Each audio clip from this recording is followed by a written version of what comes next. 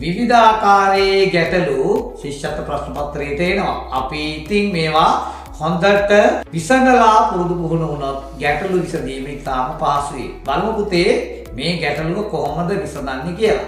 මේ ගැටලුව විසඳන්න කලින් මේ පුතේ හැමෝම මෙන්න මේ කවිය හොඳට කටපාඩම් කරලා මතක තියාගත්තොත් ගැටලුව විසඳන එක හරිම පහසුයි. බලමු මොකක්ද එහෙනම් කවිය කියලා. තෙක් කිව්වොත් මුලාග දක්වා ගන්නේ නැහැ අග. අතර වුණොත් සකියෙනි අපි ගන්නෙම නැහැ අග මුල. තෙක් කිව්වොත් මුල අග.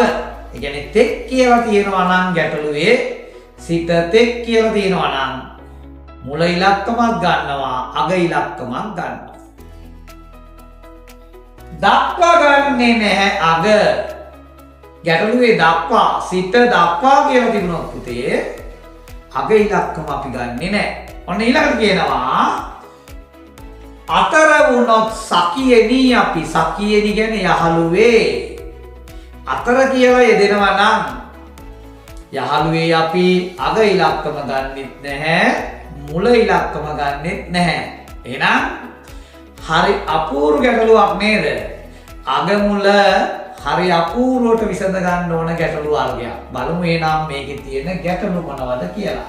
නැවත අපි මේක කිව්වොත් තෙක් කිව්වොත් මුල අග දක්වා ගන්නෙ නැහැ අග. අතර වුණොත් සකියෙනි අපි ගන්නෙම නැහැ අග මුල. right. ඔන්න මේකේ පළවෙනි ප්‍රශ්නය. 2 සිට 10 තෙක් ඇති ඉරට්ටේ සංඛ්‍යා ලියන්නලු. එහෙනම් අපි ලියා ගන්නවා ඔන්න පළවෙනි ප්‍රශ්නේ. ඉරට්ටේ කියන්නේ දෙකෙන් බෙදුවාම එකක්වත් ඉතිරි නැති ඒවනේ. 2 4 6 8 10. ඔන්න ඉරට්ටේ සංඛ්‍යා. ඔන්න මුලින් කියලා මොකද්ද?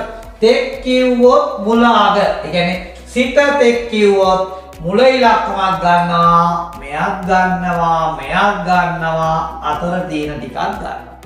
ඔන්න එහෙනම් පළවෙනි ප්‍රශ්නෙට උත්තරේ ලිව්වා ගැටලුවට විසඳුම. තෙක් කිව්වොත් මුල අග. එහෙනම් 2 4 6 8 10. ඉරට්ටේ සංඛ්‍යා ටික තමයි අපි ලිව්වේ. බලමු පුතේ නම් මේකේ දෙවෙනි ප්‍රශ්නේ. 1 සිට 9 දක්වා ඇති ඔත්තේ සංඛ්‍යා.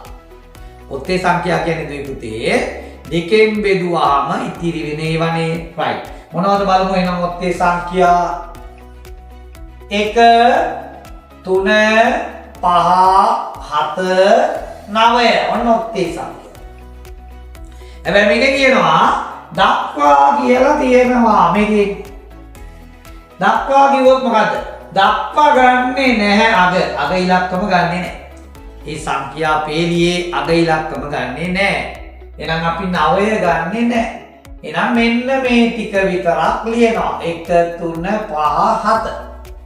ඔන්න ඔත්තේ සංඛ්‍යා ටික. ලේසි නේද? ඔව් හරි ලේසි. එහෙනම් බලමු අපි ඊළඟ ප්‍රශ්නේ කොහොමද විසඳන්නේ කියලා. right. 2ක් 10ක් අතර ඇති ඉරට්ටේ සංඛ්‍යා. ඔන්න තුන්වෙනි ගාන අපි 2 ගත්තා 4 6 8 10. මොකද මේ කියන්නේ? අතර වුණොත් සකියෙනි අපි ගන්නෙම නැහැ අග මුල. අග ඉලක්කම ගන්නෙත් නැහැ මුල ඉලක්කම ගන්නෙත් නැහැ. ඒ කියන්නේ පුතේ මේක ගන්නෙත් නැහැ මේක ගන්නෙත් නැහැ. එහෙනම් උත්තරේට ලියන්නේ 4 6 8 කියන ඉලක්කම් තුන විතරයි. ලේසියි. හරිම ලේසියි. අපි මේ වගේ දුවේ පුතේ තවත් ගැටලු ටිකක් හොයාගෙන විසඳන්න පුරුදු පුහුණු වුණොත් අපිට ගැටලු විසඳීම ඉතාම පහසු දෙයක් බවට පත් වෙනවා. අපි එනම් ඊළඟ ගැටලුවෙන් හම්බ වෙමු.